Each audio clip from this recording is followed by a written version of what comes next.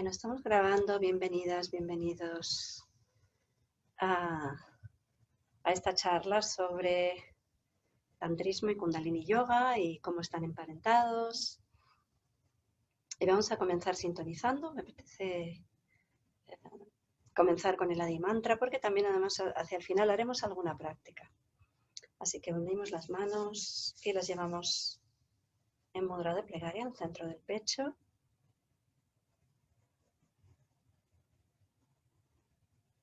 Sostenemos el mudra.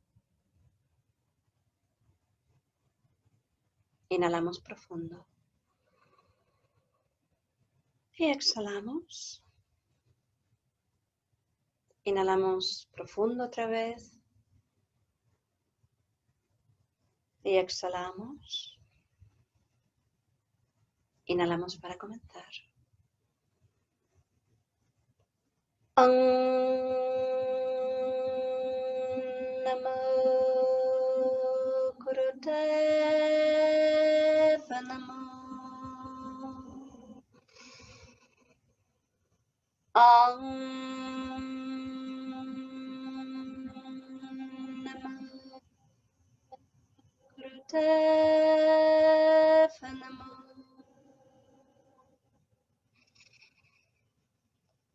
Om Namo Gurudeva Namo. Inhalamos. Retenemos el aliento vital. Y exhalamos, relajando posición.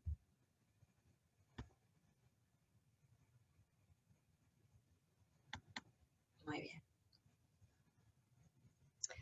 Bueno, reitero lo dicho, bienvenidos a todos a este espacio donde lo que quiero compartir con vosotros es un tema, pues quizá de mi especial interés, porque no sé si todos sabéis, pero Kundalini Yoga es un yoga tántrico, es una denominación, es una terminología con el cual se ha conocido siempre al yoga tántrico. Y el nuestro, por tanto, lo es. Pero sucede, o al menos así es como yo lo he sentido, que siendo un poco fiel a su tradición, la parte tántrica queda un poco como velada, sobre todo me refiero al tantrismo como uno de los pilares, como una de las raíces fuertes de las cuales nuestro Kundalini Yoga bebe. Pues queda un poco velada y un poquito desconocida, ¿no? Como, bueno, ¿qué es eso del tantrismo, ¿no? Sí, claro, conocemos que hay un tantra yoga blanco y que esa práctica la hacemos, pero me da la sensación de que no se conoce tanto y de hecho, pues en mi caso he tenido como que sumergirme deliberadamente un poco en esa búsqueda porque me llamaba la atención o me interesaba especialmente.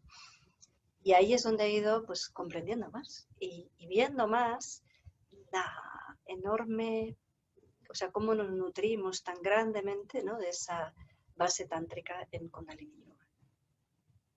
Hay como dos grandes pilares, ¿verdad? Uno sería el tantrismo y otro sería el Sikh Dharma. Bueno, parece como que conocemos más o nos llega más de esta segunda rama, ¿no?, o raíz, que de la primera. Entonces hoy vamos a explorar un poco este tema del tantrismo y compartiré pues algunas de las cosas que yo he ido viendo y descubriendo sobre el tantrismo, ¿no? Lo primero es lo que antes os he transmitido, y es que la de Kundalini Yoga es una denominación genérica que no se refiere exclusivamente al yoga que nosotros practicamos, que es Kundalini Yoga, tal como lo enseña Yogi Bhaya, tal como nos lo enseñó, pero no es el único, ni es la única manera. Y eso a veces cuando lo transmito, lo expreso, pues genera sorpresa, ¿no? Como que este fuera el único posible, pero no es así. Todos obviamente tienen cosas en común, pero no son exactamente iguales, ¿no? Entonces, Kundalini Yoga, como digo, es una práctica que nos lleva al estado de yoga, que es el estado de unión, pero a través del conocimiento de las prácticas tántricas integradas de una forma yógica. De hecho, Hatha Yoga también está influenciado por el tantrismo. Muchas escuelas, quizás no todas, pero muchas escuelas practican como un estadio más avanzado el Kundalini Yoga, ¿no? Es como que primero se inician y una vez están iniciados y ya llevan un recorrido de práctica, pues entonces empiezan con Kundalini Yoga. Como digo, no necesariamente exactamente como lo hacemos nosotros, pero bueno, alguna forma de Kundalini Yoga. Y seguramente también sabéis que el tantrismo forma parte de las prácticas budistas tibetanas, igualmente en una fase, vamos a decir, más avanzada, posterior, cuando la persona ya ha sido más iniciada en otras prácticas previas, ¿no? Ya lleva un tiempo y ha hecho ya un trabajo previo, entonces ya se inician las prácticas tántricas, que también son un poquito diferentes, pero una vez más, bueno, pues tienen ciertas bases en común que iremos viendo cuáles son, ¿no? Claro, entonces, curiosamente, tanto el tantrismo como también yo creo que el Kundalini Yoga han permanecido a lo largo de mucho tiempo coexistiendo con otras prácticas que estaban más visibles, pues coexistiendo desde un espacio de cierto esoterismo, ocultismo o reservado solo para iniciados, temido a veces también. Pero ahí estaba y haya permanecido a lo largo de muchísimo tiempo. ¿Cuánto tiempo? Bueno, eso ya es difícil de decir, porque estamos hablando de India, donde no hay un interés como lo tenemos en Occidente, de datar las cosas, es decir, cuándo empiezan y terminan, sino que, bueno, para ellos el tiempo es más cíclico y, como digo, no les interesa tanto eso, ¿no? Pero no se sabe exactamente cuándo empieza. Generalmente suele decirse que comienza en la Baja Edad Media, cuando ya se descubren los primeros textos escritos, entonces ya hay como un testimonio más claro y más evidente de que existe, ¿no?, el tantrismo, gracias a estos textos. Y se suele decir que, bueno, pues ese es el tiempo en el cual el tantrismo se desarrolló. Y, bueno, posiblemente fue un tiempo en el cual el tantrismo tuvo una especie de gran explosión y desarrollo. Sin embargo, hay otros autores que consideran que realmente ahí no empezó. Ahí empezaron los primeros textos conocidos. Pero eso no quiere decir que ese fuera el momento fundante, ¿no?, de esa tradición, sino que probablemente existió mucho tiempo antes, también siguiendo con una tradición que en India tienen de transmitir de manera oral los textos, hasta que eventualmente en un momento dado ya lo ponen por escrito, pero una vez lo han puesto por escrito no quiere decir que no lleve mucho tiempo siendo transmitido de manera oral. Por eso escriben en forma de sutras, ¿no?, que son estas pequeñas frases cortas que son fáciles de recordar y de memorizar. Entonces, ¿cuándo empezó?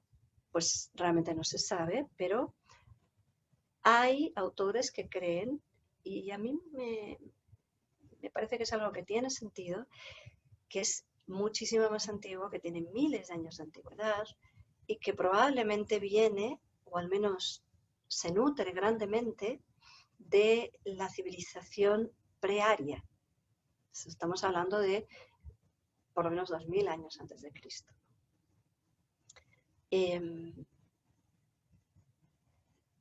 No sé si sabéis, pero hubo un momento donde llegan los arios, más o menos en ese tiempo, 2000 años antes de Cristo, pues llegan, invaden India y a partir de ahí, pues bueno, se hacen un poco como los pobladores principales y crean con su cultura, bueno, pues se va desarrollando toda la cultura védica, ¿no?, a partir de ellos. Y de la civilización previa no se sabía absolutamente nada. Se creía que eran prehistóricos, cavernícolas, muy poco desarrollados. pero se conoció más o menos, bueno, hace menos de 100 años, allá por los años 30 del siglo pasado, una sociedad geográfica británica descubrió que había toda una enorme civilización que había existido alrededor del río Indo, que la llamaron la civilización del Valle del Indo, y bueno, pues lo descubrieron pues por restos arqueológicos que estaban enterrados, y al desenterrar, bueno, pues fueron viendo que había verdaderas ciudades muy completas y muy desarrolladas, donde se podía ver primero pues el tamaño que tenía, la cantidad de poblaciones que formaban esta civilización, algunas eran grandes ciudades incluso, y con un nivel de desarrollo muy alto, ¿no? Que podía estar a la altura de Mesopotamia, de Egipto, etc. Esto es un tema interesantísimo, lo que pasa que bueno, no me voy a extender en eso ahora, porque sería para otra charla, pero ahí os lo dejo por si os interesara de pronto investigarlo. Claro, esta civilización de la cual no se sabe mucho, porque no ha conseguido descifrarse la escritura, tenían un sistema de escritura, por supuesto, pero no se ha descifrado. Entonces, con esto podríamos saber mucho más sobre ellos, pero hasta el día de hoy no ha sido posible descifrarlo, ¿no?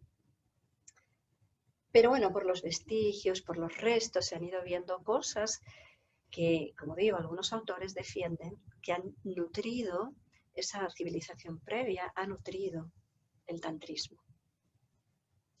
Por ejemplo, pues por su culto a lo femenino. Por ejemplo, porque es una filosofía, una mística que está basada en la dualidad, no en la Trinidad. Y la dualidad es típica, así como el culto a lo femenino, de civilizaciones más antiguas, donde aún pues había como unas religiones y prácticas que estaban más conectadas a la tierra,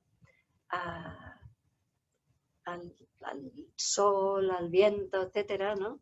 Y también al potencial femenino para la vida.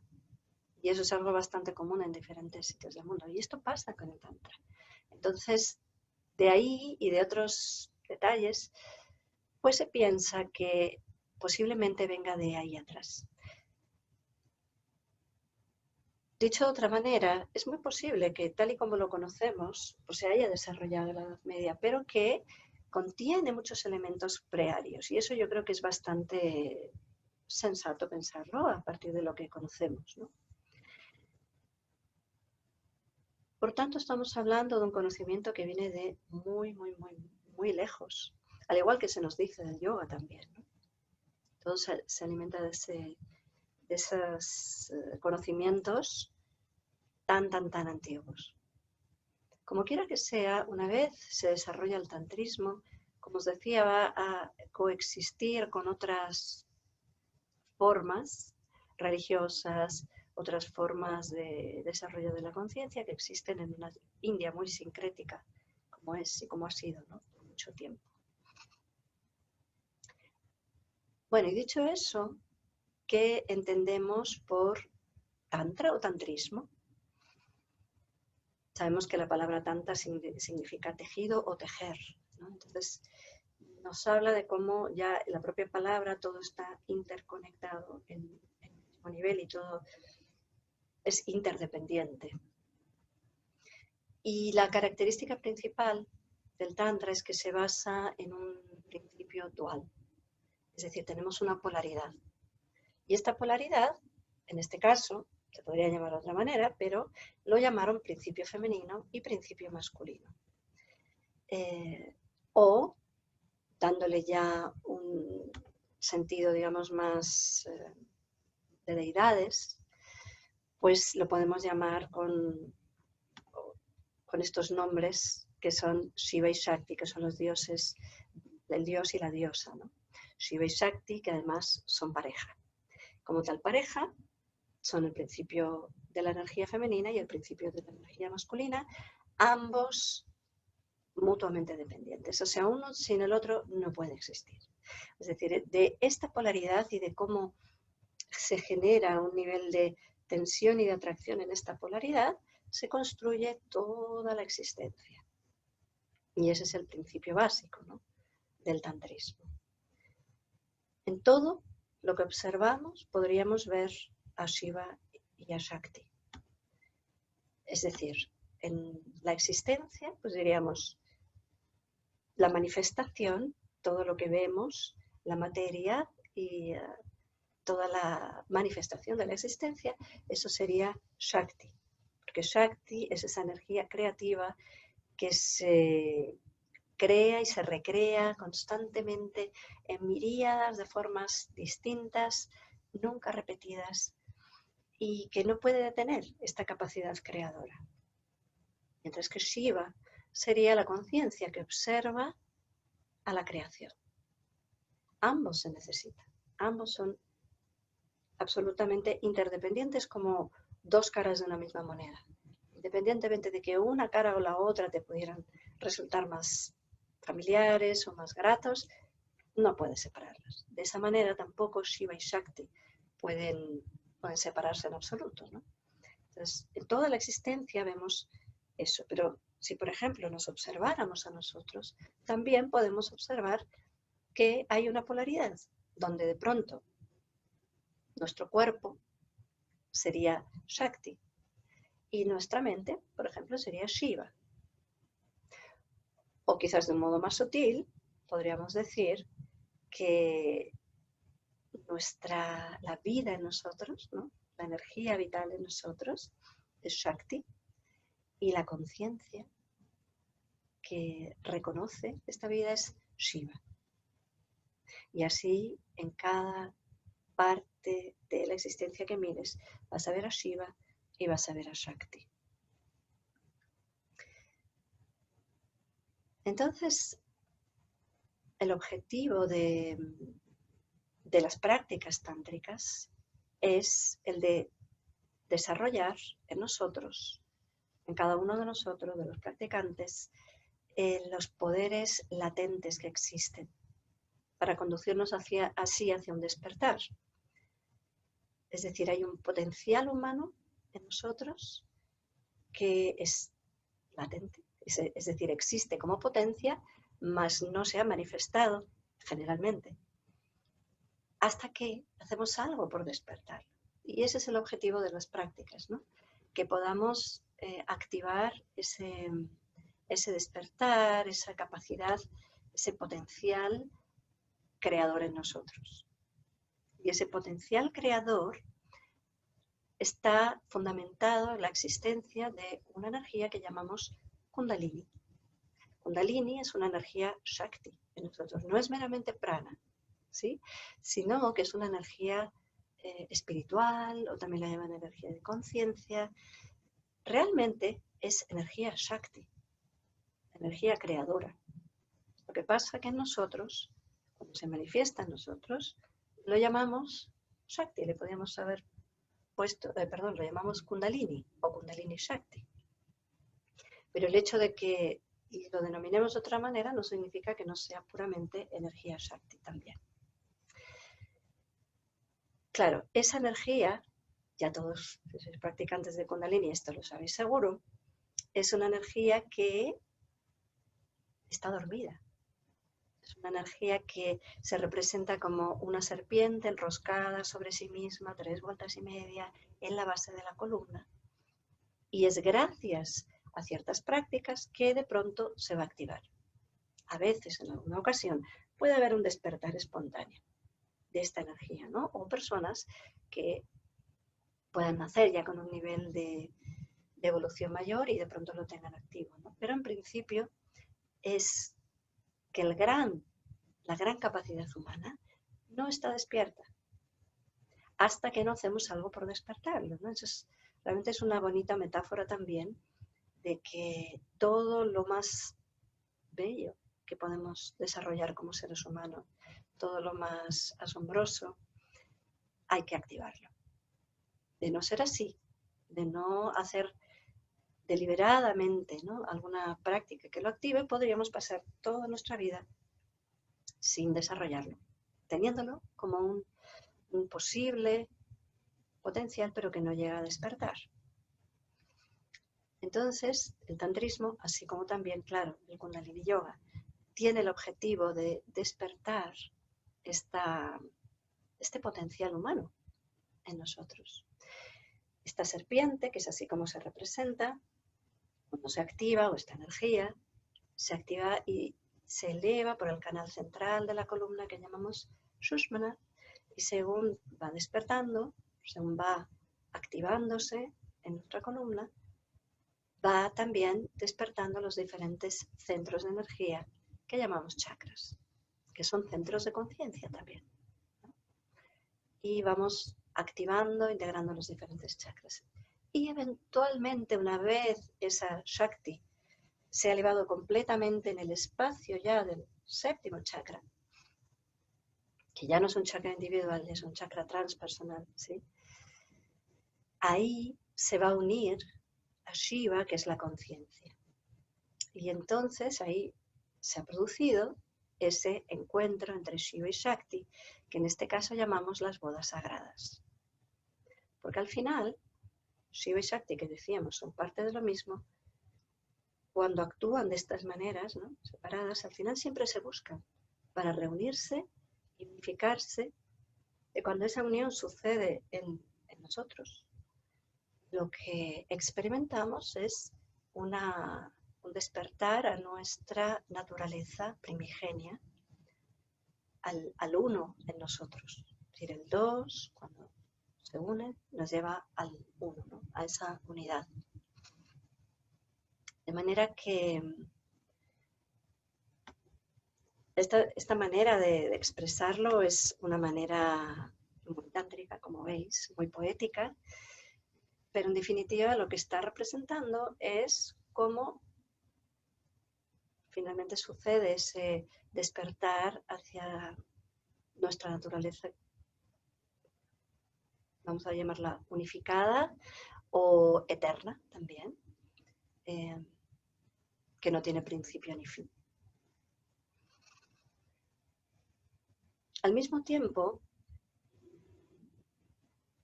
es importante decir que para el tantrismo, esta realidad que es pasajera y que es cambiante, que está en cambio permanente, ¿no?, que es movimiento, no la considera ilusoria.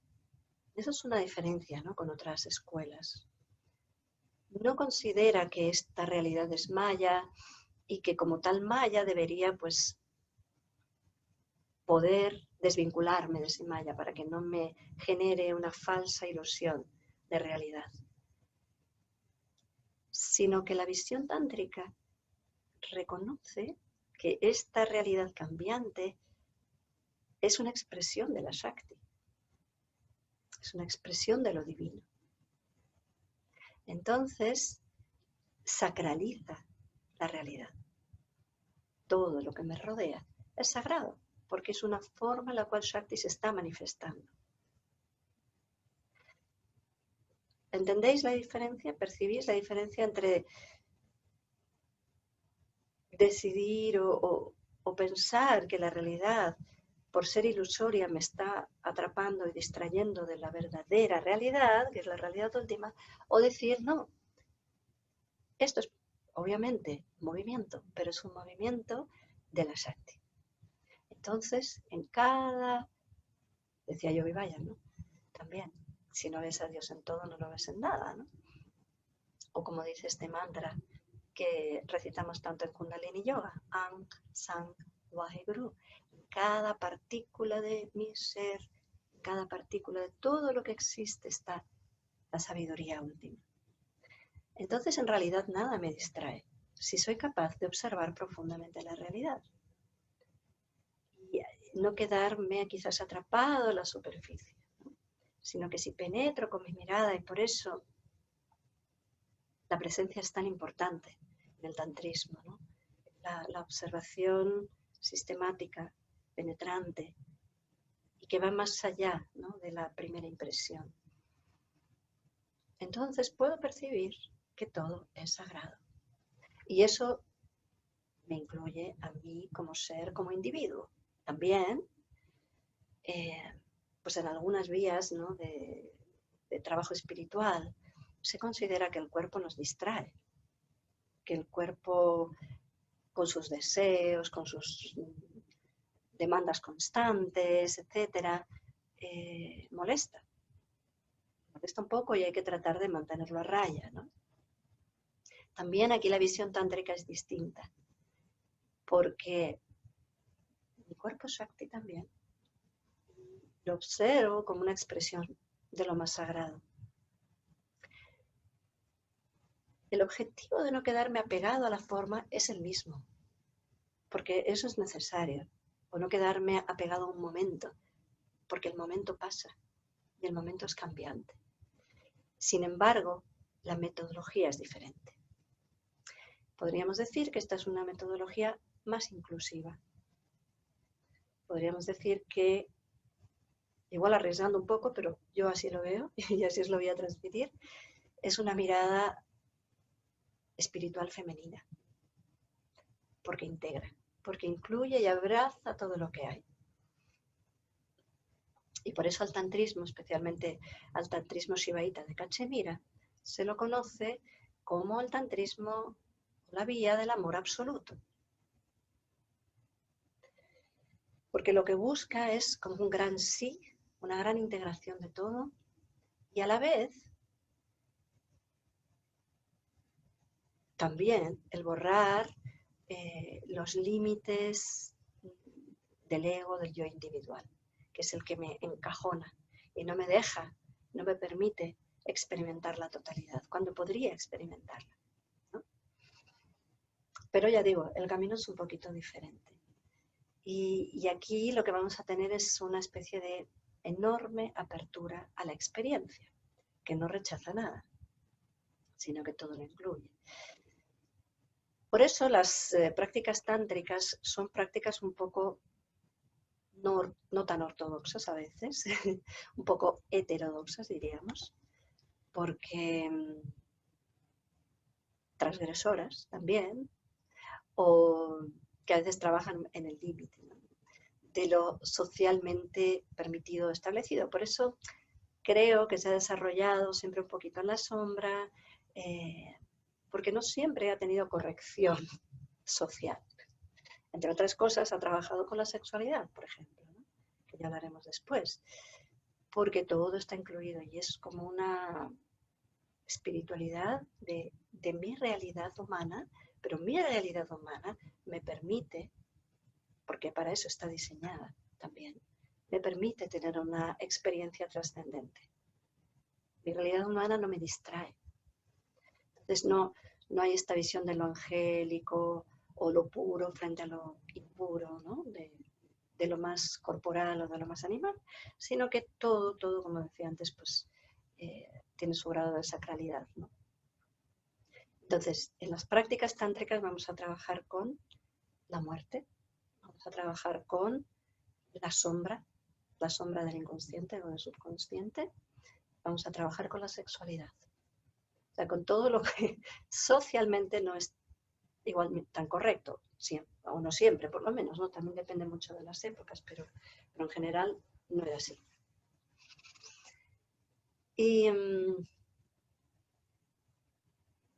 bueno, y estas prácticas, estas más lo que os decía antes, ¿no?, de tener una visión de la polaridad y una búsqueda de la integración, y también como una idea de que lo trascendente solo se puede alcanzar a través de la experiencia, no de la especulación o no de simplemente comprenderlo, sino lo tengo que experimentar. Y por eso los tántricos se ponían a veces en situaciones quizás más límites, ¿no? Por ejemplo, una de las cosas que a veces se les criticaba era su trabajo con la muerte, que por cierto, los budistas también, o por lo menos algunos budistas lo hacen, porque directamente se iban a un cementerio. O sea, no era, me voy a imaginar que estoy muerto. No, me voy a un cementerio por la noche y voy a meditar ahí, para palpar eso de la muerte, ¿no? O por ejemplo, como relata un maestro tántrico actual que se llama Daniel Odier, en un libro muy interesante, muy bello, que se llama Iniciación de un occidental al Tantra del amor absoluto. Creo que os lo estoy diciendo bien, o si no es algo muy parecido. Pues ahí él relata su iniciación por una maestra tántrica, por una tántrica. Y bueno, y ese es todo el relato del libro, ¿no? De cómo la encuentra y cómo ella le va iniciando, etc. ¿no? Y entonces ella tenía la capacidad, como maestra tántrica que era, de detectar dónde estaban los límites, es decir, lo rechazado y lo temido, que es lo que es la sombra, que hoy día en psicología lo conocemos como la sombra, ¿verdad? Todo aquello que rechazo, todo aquello que temo. Todo aquello que rechazo y todo aquello que temo va a crear una contracción, va a crear una tensión que no me va a permitir la apertura necesaria. Por tanto, debo llevar ahí la luz de la conciencia, debo llevar ahí mi atención para trabajar con ella, ¿no? Entonces él relata, ¿no?, en este libro cómo ella le detecta esos miedos suyos y de pronto le pone en dos situaciones que él relata con verdadero pánico que tenían que ver con sus miedos. Uno tenía que ver con el miedo a la enfermedad y otro, bueno, no os lo voy a desvelar por si acaso lo queréis leer, pero le pone en esa situación de afrontar ese miedo. Lo pasa mal en ese momento, ¿no? Pero algo de pronto se libera en él. O sea que a veces, claro, se me cruzaba que no es nada fácil ser un maestro tántrico porque no hay normas. Porque a veces te tiene que llevar a una situación evitada, negada, rechazada o temida, para que al vivirla la trasciendas. Y a la vez hay que saber hacer eso con maestría.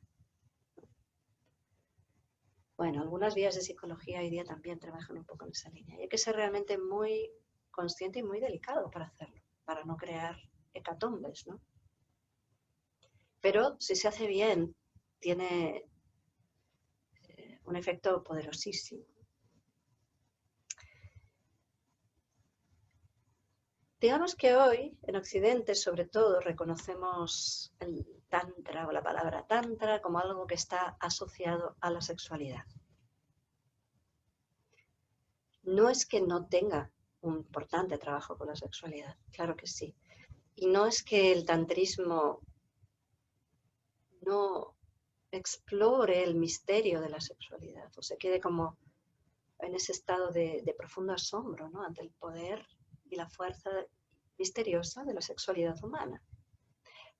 Pero reducirlo a eso es realmente reducirlo a algo que no tiene nada que ver al final, porque no se trata de un mero tratado de sexualidad, no sé, como pueda ser el Kama Sutra, por ejemplo. Y a veces se confunde esa idea de la sexualidad sagrada con el tantrismo. Ya veis con todo lo que os he contado hasta ahora que no es así. Pero no evade y no soslaya la sexualidad. Eso también es cierto. Entonces, con toda la delicadeza y toda la sabiduría y todo el trabajo previo, el tantrika experimenta la sexualidad como una vía más. Una vez más, podemos decir que en general, si podemos verlo, ¿no?, los diferentes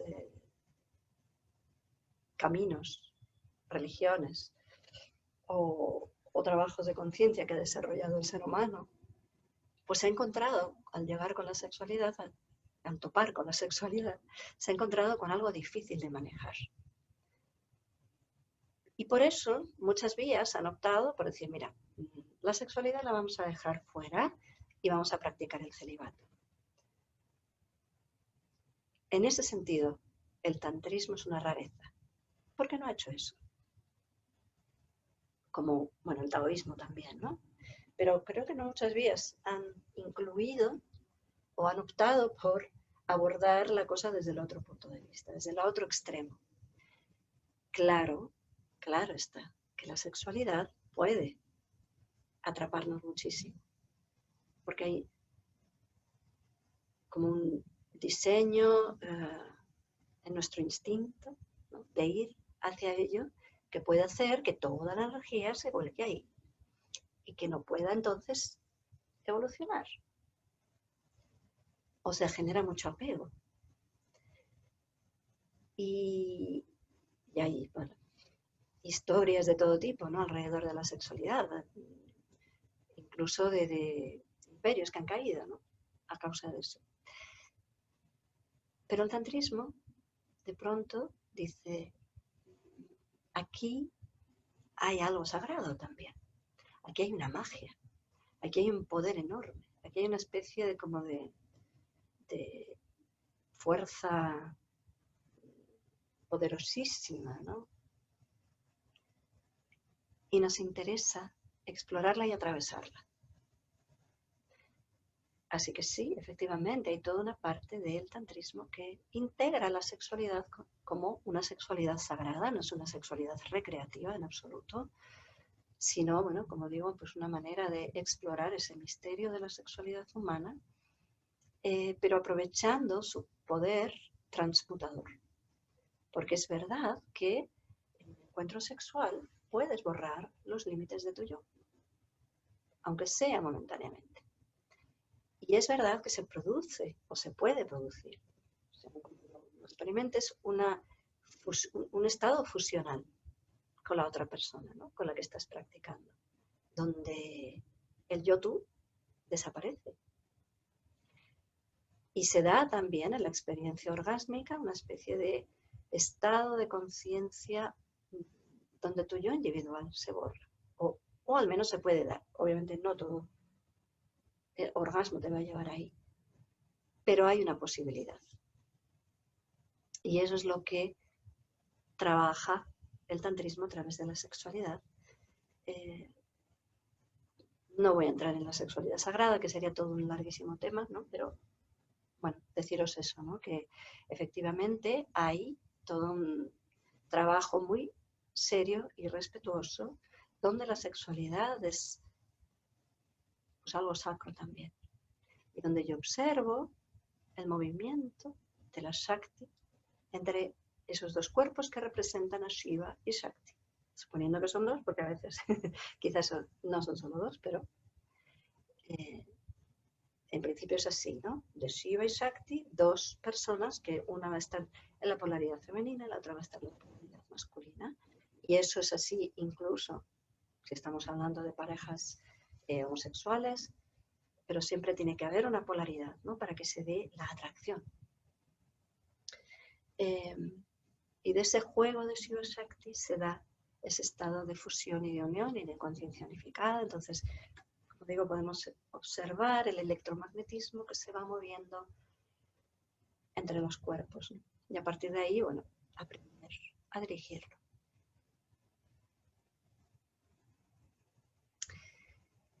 Y, bueno, el mencionar la sexualidad me lleva a, bueno, un tema que quería también al menos tocar, que es el del deseo. El trabajo con el deseo es muy importante en el tantrismo. Y lo quiero rescatar porque, bueno, lo tengo ahí muy presente últimamente. Hace poco estuve impartiendo las 21 etapas de la meditación y hay una de ellas que es la etapa de la frustración, donde Yogi Bhajan habla muy tántricamente, ¿no? Del impulso que te lleva de ese deseo, ¿no? Como un impulso, como una especie de fuerza de vida que te lleva y que te puede llevar a muchos sitios. Y cómo lo denomine, cómo lo expresa es un poco lo que quiero también compartir con vosotros, porque es una visión, como digo, muy tántrica del deseo. Aquí no vamos a considerar que el deseo es uno de los caminos al sufrimiento. Claro que puede serlo, pero no necesariamente tiene que serlo, ¿sí? Entonces, cuando yo deseo algo, pues a lo mejor lo deseo porque noto un hueco en mí, sea lo que sea, y necesito colmar ese hueco. Y de pronto nace en mi persona un impulso con una fuerza irresistible casi para llevarme a colmar ese deseo. Claro, es por eso que muchas veces es inmanejable y que por eso muchas tradiciones han decidido decir, mira, vamos a intentar eh, trascender, resistir ese deseo o trabajar con él de manera que no nos lleve a ese estado, ¿no? de sufrimiento o de apego al objeto de deseo. Pero aquí el tantrismo hace lo mismo que con la sexualidad, lo aborda desde el lado opuesto y reconoce que todo, o sea, que el deseo late en todo porque el deseo es fuerza de vida. Sin el deseo, o sea, nada puede existir sin el deseo. Incluso si tú deseas no desear, eso ya es un deseo. Si deseas iluminarte, eso es un deseo. Es decir, que dentro del mundo espiritual, del camino espiritual, también están presentes los deseos. Es inevitable, es que no puede ser de otra manera, ¿no? En psicoanálisis se dice que la depresión es la caída del deseo, cuando de pronto dejas de desear, ¿no? Entonces sí, el deseo está en todo, incluso cuando deseo no desear. Y es el que nos guía, nos impulsa hacia donde sea. Si yo empiezo a reconocer que el deseo late en todo lo que existe y puedo reconocer la fuerza vital que hay en el deseo, en mi deseo, cuando lo experimento, ¿no? Cuando percibo, ¿no? Que es como una fuerza ígnea, cuando de alguna manera consigo llevar el foco de atención no hacia el objeto de deseo, donde puedo quedarme atrapado, donde puede haber un apego, sino hacia la fuerza vital del deseo mismo. Todo cambia ahí. Porque dicen los tántricos, se hacen esta pregunta: cuando deseo algo, cuando deseo a alguien o cuando deseo alguna cosa, ¿qué deseo realmente? ¿Qué deseo? Y profundizo en esa pregunta, ¿no? Tratando de ir más allá de eso que a lo mejor ha activado en mí un deseo. Y dice un texto tántrico, que es el Vijnana Bhairava Tantra. Es un texto fácil de encontrar y muy bello, ¿no? Dice: el deseo existe en todo. Si descubres la universalidad del deseo, penetra su espacio luminoso. Entonces empiezo a ver el deseo como un movimiento del universo que se manifiesta en mí. Y así también lo expresaba Yogi Bhajan, ¿no? Decía, mira, pues cuando se activa el deseo, puedes llevar tu atención al objeto de deseo o puedes llevar la atención hacia la fuerza del deseo como fuerza de vida, como energía. Rescato la fuerza de vida. Dejo de lado el objeto. Porque aprendo, ¿no?, a experimentar ese deseo en todo lo que existe. Entonces, cada cosa con la que me relaciono, puedo descubrir un nivel de deseo en ese vínculo. Si algo desaparece, otra cosa aparece. ¿Sí? No me quedo pegada a un objeto concreto, sino que permito el deseo como deseo. Sería un deseo sin objeto determinado, o con deseo, o con objetos, bueno, que van cambiando. Esa es una manera en la que trasciendo el apego y aprendo, y esa es una experiencia muy del tantrismo, ¿no? De estar no tensos, no agarrotados, ¿no?, tratando de sujetar el deseo, sino permitiéndonos enamorarnos de todo lo que existe, desear todo lo que existe. Y Daniel Odier, el que os he mencionado antes, propone una práctica que me parecía muy divertida y muy efectiva también, como una especie de sadhana, ¿no? Él decía, siguiendo la enseñanza del Vijnana Bhairava Tantra, que dice que el deseo está en todo, puedo entonces vincularme con aquello que deseo, imaginando que eso me desea a mí. Por ejemplo, paso por una pastelería y veo un pastel delicioso. Y mi deseo se activa. ¡Ay, qué ganas de comer ese pastel!, ¿no? Y de pronto me digo, el pastel me desea. O veo un rayo de sol y tengo tantas ganas de colocarme debajo de ese rayo de sol y entonces digo, el sol me desea. Y respiro profundo porque siento esa necesidad de respirar, pero entonces digo, el aire me desea. ¿Entendéis? Y esto que parece muy loco, tiene una fuerza. Yo os invito a que lo probéis. De pronto empiezas a ver que cada cosa que deseas, te imaginas que te desea a ti, porque el deseo está ahí latente, ¿sí? Y lo que sucede entonces es que te vinculas con ese objeto de deseo desde otro lugar, desde una delicadeza distinta, desde desde una manera respetuosa, delicada y menos aferrada, ¿no? Por decirlo así. Déjame un momentito que estoy viendo ahora que hay gente en la sala de espera que no había visto. Si les dejo entrar. Bueno, esto probadlo porque de verdad tiene mucha gracia cuando lo pruebas, ¿no? Por ejemplo, ahora deseo agua porque tengo sed, ¿sí? Entonces, vale, puedo vincularme desde deseo agua o puedo decir, el agua me desea. Voy a dejarme desear por el agua. Veo.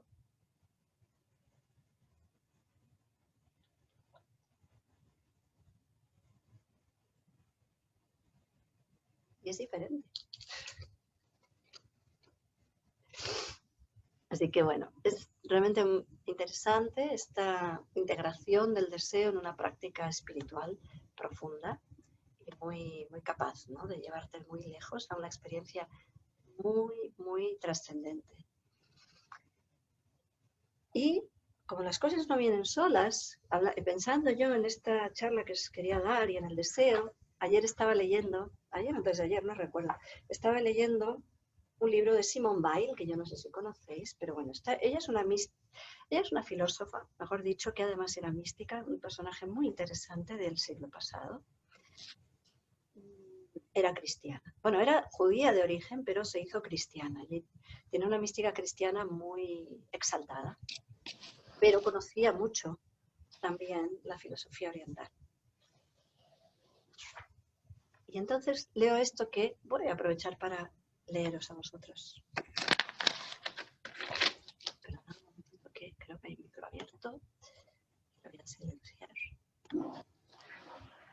Ahí está. Bueno, dice: descender a la fuente de los deseos para arrancarle la energía a su objeto.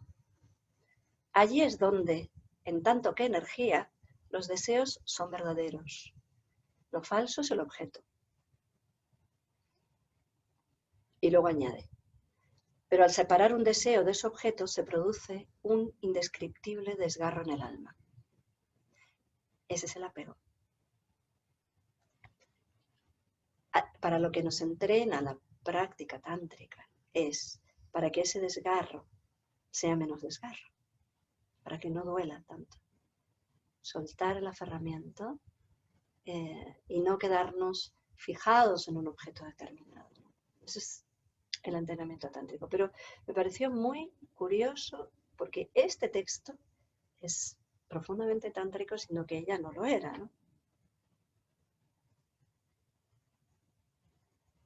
Y luego añade otra frase que dice: si uno desciende dentro de sí mismo, se encontrará con que posee exactamente lo que desea. Y eso es muy interesante. Por eso hay que permitirse soltar. Incluso aunque nos desgarre en un momento dado, hay que permitirse ir más allá. Incluso aunque nos asuste un límite, hay que permitirse atravesar nuestro propio miedo. Incluso aunque, o quizás sobre todo si rechazamos algo violentamente, hay que profundizar la mirada ahí donde está lo rechazado para reconocer qué está pasando ahí, ¿no? ¿Qué energía hay ahí? ¿Qué estoy rechazando en realidad, ¿no?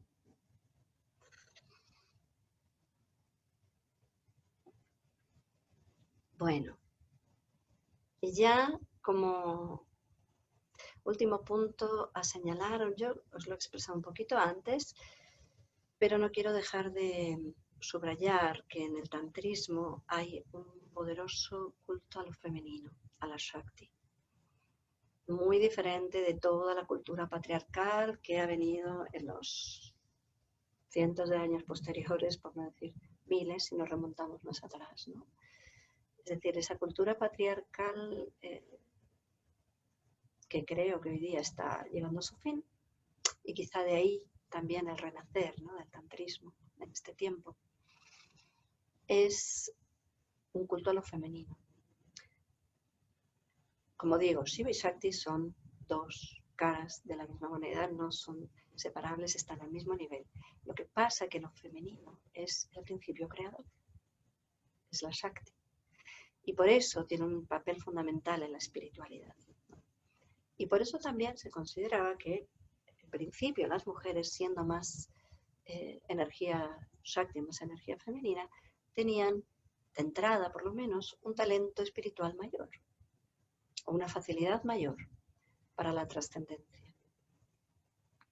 También se decía que el hombre debía ser renacido por una Shakti. O sea, ya nació de una Shakti, ¿verdad?, de una mujer, pero debía ser renacido.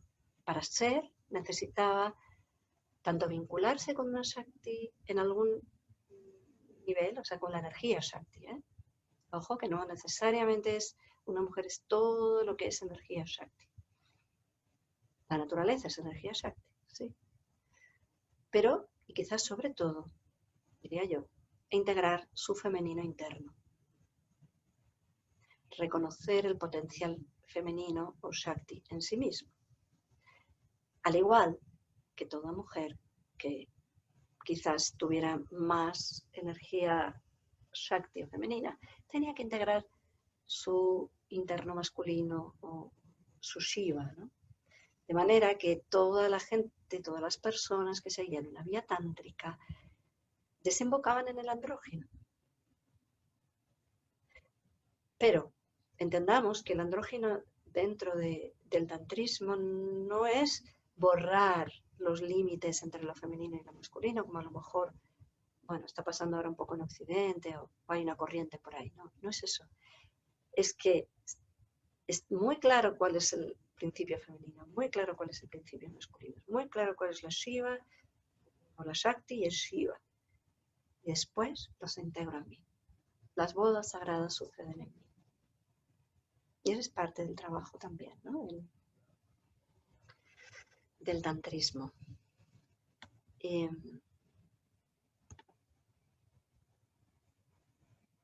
Muy bien. Hasta ahora, si alguien quiere quizás preguntar o comentar algo, puedo abrir un poco el espacio de compartir y luego haremos una práctica ya para cerrar este día y esta charla. Entonces, no sé si se os ha suscitado alguna pregunta, alguna duda, algo que queráis, ¿no? Bueno, no es necesario, pero bueno, si así fuera, pues... ¿Puedes repetir, por favor, Hari Amrit, la cita de Simone Weil, cuando dice, si uno desciende dentro de sí mismo, descubre, creo que es que posee aquello que desee? Por favor. Te lo leo. Si uno desciende dentro de sí mismo, se encontrará con que posee exactamente lo que desea. Este libro se llama La gravedad y la gracia. No es tántrico, ¿no? Pero, curiosamente, aquí hablaba de esta manera tan tántrica. El libro que sí que os recomendaría, sí, es el Vijnana Bhairava Tantra, que es un libro de sutras, son 112 sutras, en el cual Shiva habla con su consorte Parvati, su Shakti. Y en los libros tántricos se da mucho esto de que hay como un diálogo entre ellos y uno de ellos le pregunta al otro, uno hace por un rato el papel de que no sabe y el otro de que sí sabe y así, ¿no? Y ese es un poco el juego. Y aquí en este Vijnana Bhairava Tantra es Parvati la que le pregunta a Shiva. Y le dice, oh tú, porque ellos se hablan así, están muy enamorados, ¿no? Y dice, oh tú Shiva, mi Dios, mi maravilla, ¿podrías decirme cómo puedo llegar al conocimiento último? Y él le dice, oh tú Parvati, mi diosa, ojos de gacela, te voy a decir. Y entonces le va soltando, pling, pling, así, 112 sutras. Y estos 112 sutras, cada uno de ellos, casi todos ellos, son como prácticas muy fáciles de llevar a la práctica. O sea que no se quedan en el mundo de la especulación o la teoría, como os decía antes, ¿no? Sino que te dicen cosas tipo,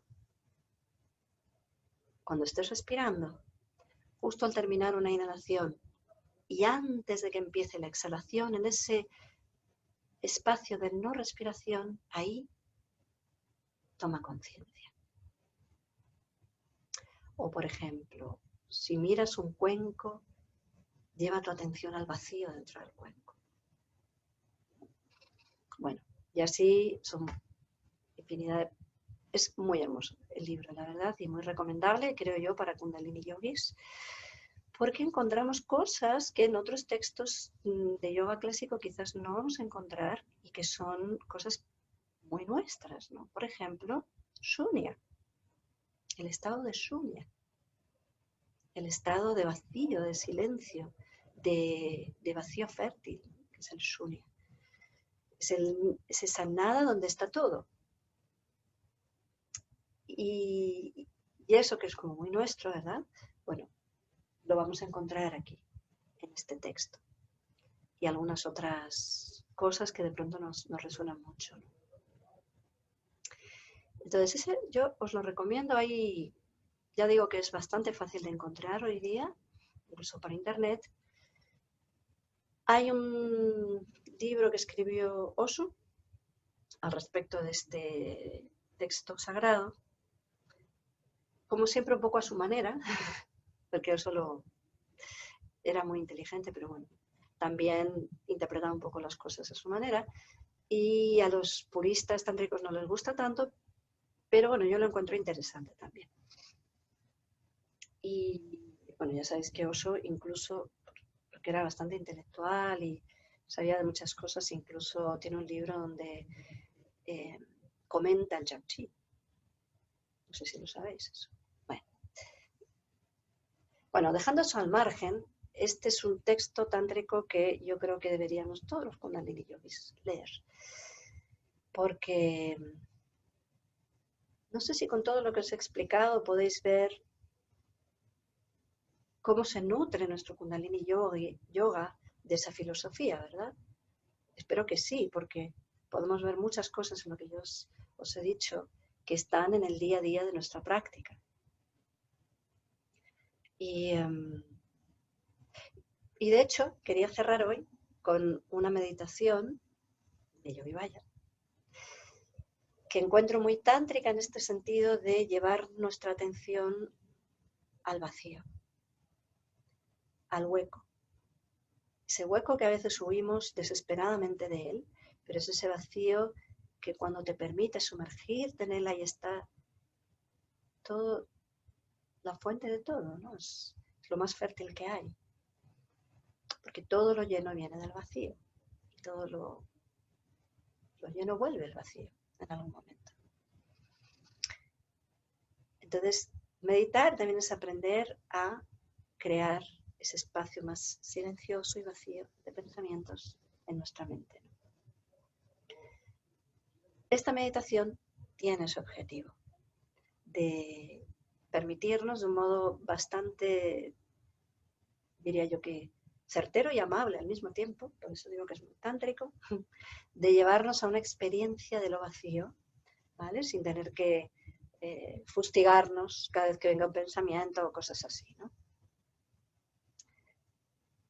Y la meditación tiene dos partes, que os las voy a explicar las dos y luego las enlazaremos. La primera parte, espero que veáis bien, me voy a poner un poquito de lado, es la distancia entre los dedos y el rostro, ¿no?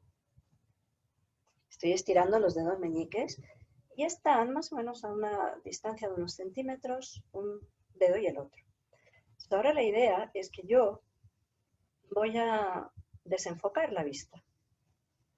La mejor manera de desenfocar la vista es o bien que ya sepas hacerlo, o bien que mires algo que está lejos, no aquí cerquita donde están los dedos, sino lejos. Por ejemplo, yo ahí tengo una lámpara de sal a unos, yo qué sé, 2,5 metros, una cosa así, voy a mirar la lámpara de sal, pero mis dedos están delante. Entonces, en cuanto yo fijo mi atención en esa lámpara de sal que tengo a varios metros de distancia, inmediatamente desenfoco mi vista de los dedos y pasa una cosa, que se doblan, ¿sí? Aparecen como dos deditos. Y en el centro aparecen unos deditos fantasmas que inmediatamente se superponen el uno al otro.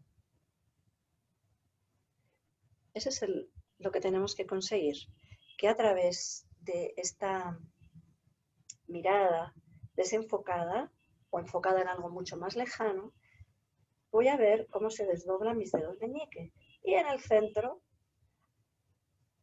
estos se superponen, son dos dedos fantasmas que se superponen, cuando en realidad vemos que hay una distancia entre ellos.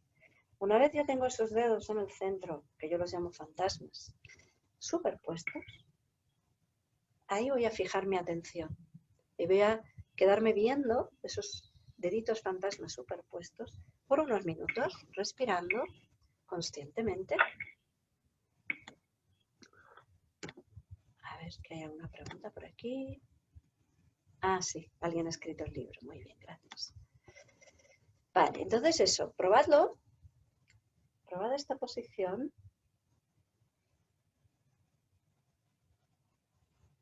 Y mirad algo que esté lejos, no cerquita, no miréis los dedos. Mirad algo que esté mucho más lejos o simplemente, si lo sabéis hacer, desenfocad los ojos.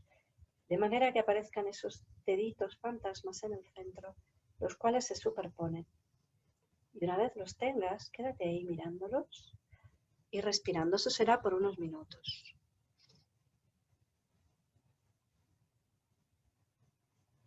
Una vez hagamos eso por unos minutos, después, a continuación, vamos a recitar el Guru Gayatri Mantra Govinde, Mukande, Udare, Apare, Hariyan, Karyan, Niraname, Akame.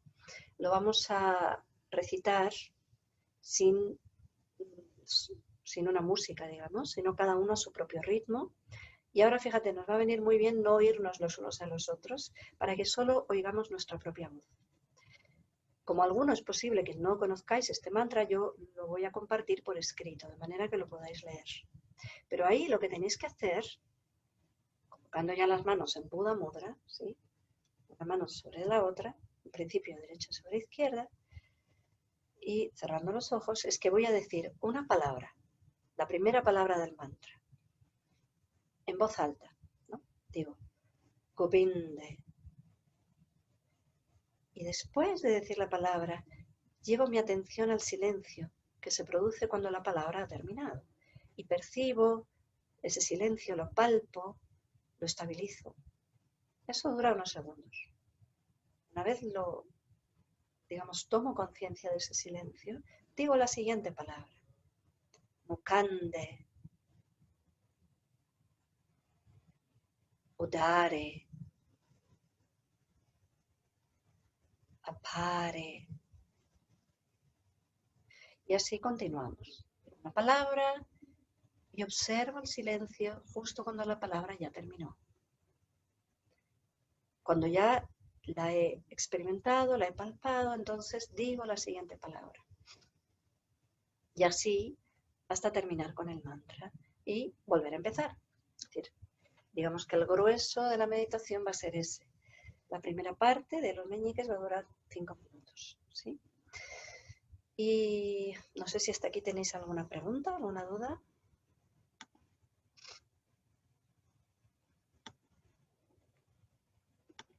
¿Se ha comprendido bien las dos partes? ¿Todos podéis ver ese dedito fantasma en el centro? Sí. A ver, Sí. Jari, yo quería preguntar, en la segunda parte, ¿dónde llevamos la atención, la mirada? Los ojos están cerrados. La segunda parte cerrados, vale, Sí. vale. Okay. Y las manos en mudra de Buda. Vale. Ok, gracias. Y bueno, yo os lo recordaré ahora cuando vayamos a la segunda parte y además, como digo, pondré ahí la letra del mantra por si alguien no se lo sabe. Y bueno, entonces vamos a colocar los dedos delante. Meñiques, hay una distancia de unos centímetros, pero mi mirada se va a ir mucho más lejos. Y al hacerlo y al mirar algo que está lejos, voy a ver cómo aparecen esos deditos fantasmas que voy a permitir que se superpongan. Puedo mover incluso un poco los dedos hasta que veo que uno está sobre el otro.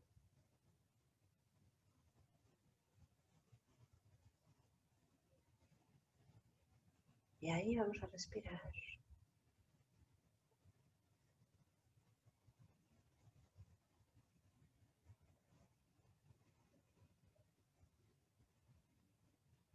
Observando ese dedo fantasma que aparece en el centro.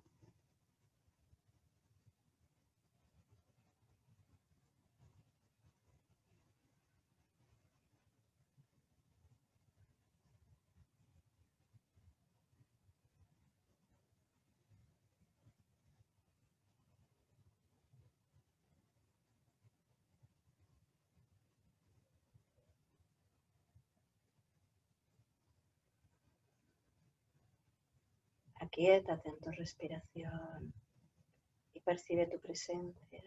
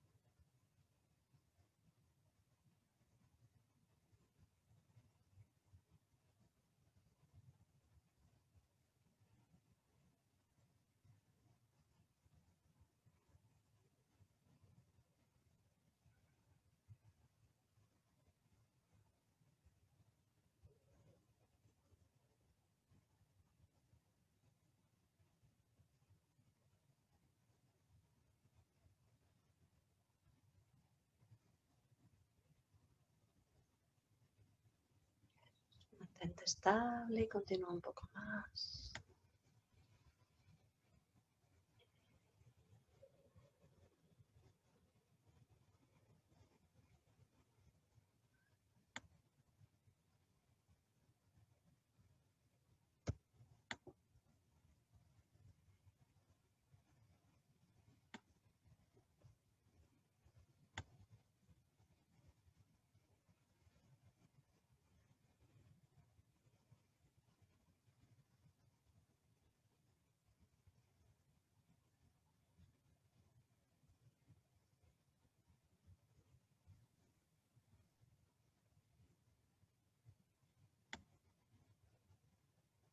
Estabilízate en tu observación.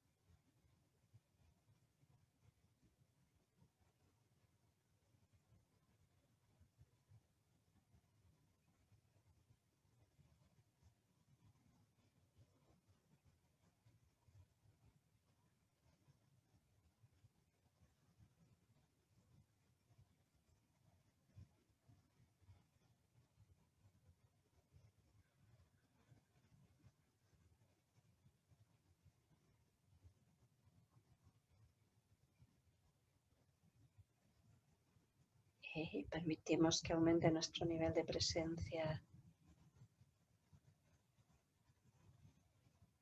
No buscamos nada.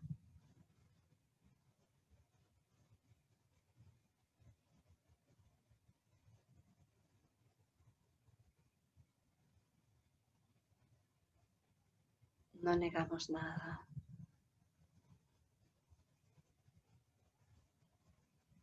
Ya por los últimos segundos.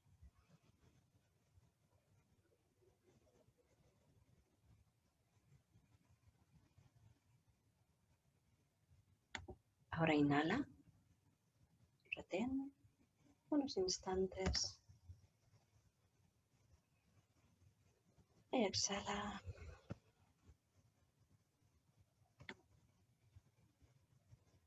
Coloca tus manos en el mudra de Buda, en el regazo, con ojos cerrados o abriendo para ir mirando cada palabra si es que lo necesitas. Recuerda decir en voz alta, oye tu voz diciendo esa palabra, pero luego observa el silencio una vez el sonido ha terminado. Cuando lo hayas estabilizado, pasas a la siguiente palabra.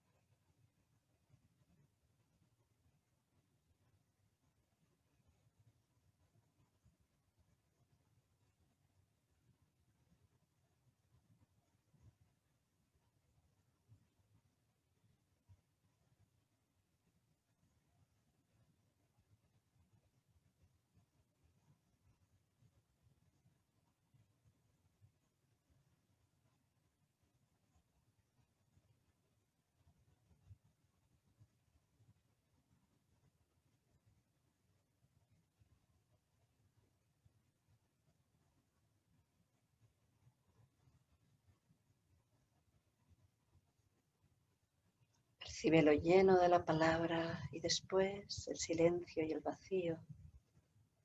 Y pálpalo.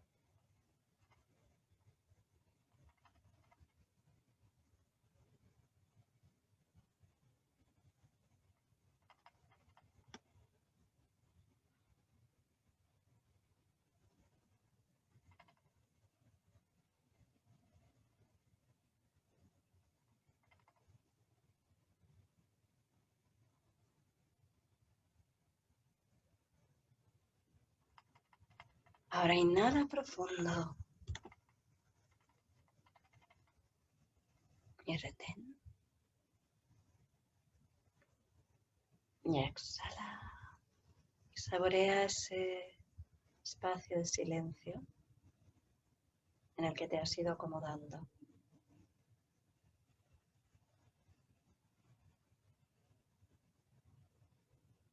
Y profundiza en él.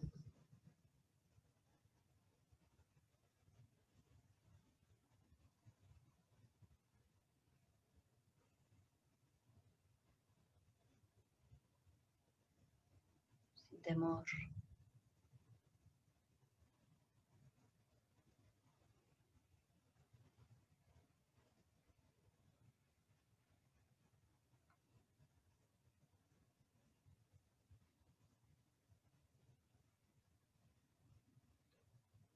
Poquito a poco. Vamos a ir abriendo ojos.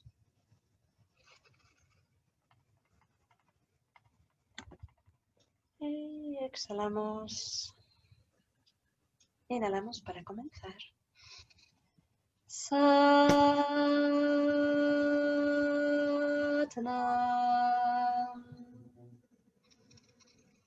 Satnam.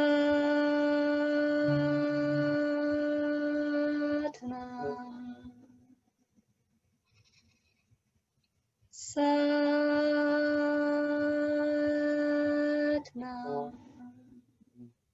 Satnam.